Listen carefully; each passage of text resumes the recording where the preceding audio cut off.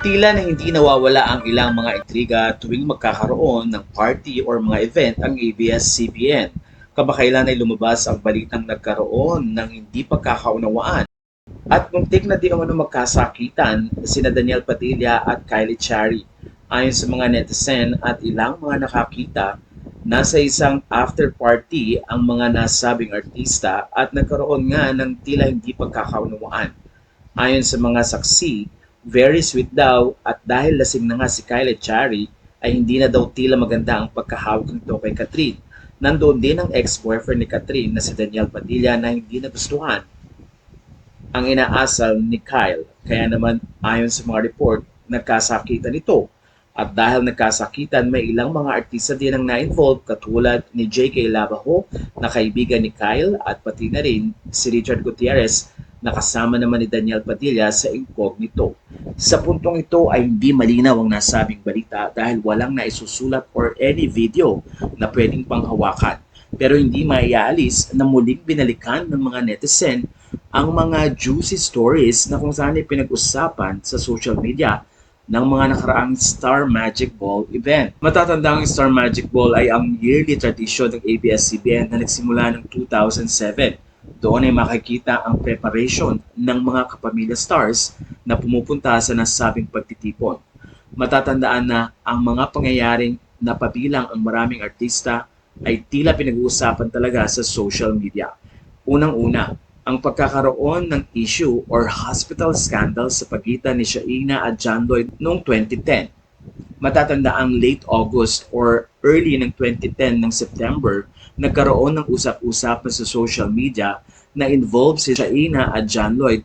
Isang issue na kung saan ay nagkaroon ng sexual situation ng dalawa na kailangan pagdalhin ito sa ospital at kailangan nga ng intervention ng mga doktor para mapaghiwalay sila. Ang nasabing balita ay nagsimula sa isang blind item na kung saan ay galing daw sa isang kapamilya production staff.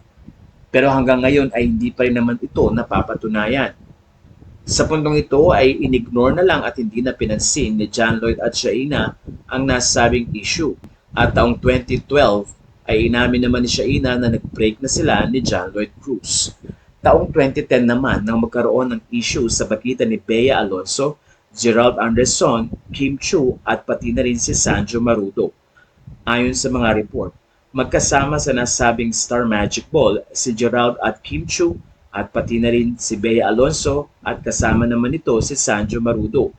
Pero pagkatapos daw ng nasabing event, umalis ang dalawa at iniwan ang Makati Shangri-La na magkahawak ang kamay. At dahil dito, nagkaroon ng sari-saring reaksyon ang mga fans ni Kim at ni Gerald. At dahil nga dito, nakatanggap si Bea Alonso ng death threats at acid threats. Naging violente ang tila reaction ng mga netizens sa issue na ito. Taong 2011, nagkaroon naman ng issue sa pagitan ni Coco Martin at Matteo Guidicelli. Nauwi nga sa fist fight. Nangyari ang highly publicized rumble sa Salon de Ning Bar ng Manila Peninsula Hotel na kung saan ginanap ang after party ng Star Magic Ball ng 2011. Ayon sa mga balita, nagsimula ang issue sa pagitan ni Matteo at Coco Martin nang tila nagnakaw ng halik si Coco kay Maha Salvador habang nasa mall tour. And that time, si Maha at Matteo ay nababalitang may relasyon. Kaya naman ang naging ugat ng nasabing away ay ang pagsiselos. Kwento ni Matteo, si Coco Martin ang unang sumapak sa kanya pero may mga witness na sinasabing hindi ito totoo.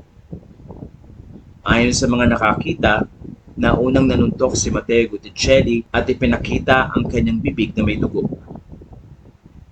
But later on ay nagkaayos naman ang dalawa nang i-present ni Matteo Guidicelli ang award para kay Coco Martin, ang Standout Star Award, bago natapos ang gabi ng Star Magic Ball. Taong 2012 nang magkaroon naman ng grand entrance ang Katniel. Ginanap ang Star Magic Ball 2012 sa Fairmont Hotel na kung saan ay nagkaroon nga ng award si Catherine at Daniel Padilla bilang Breakout Style Award. Matatanda ang unang nagkasama ang dalawa noong 2012 sa The Princess and I.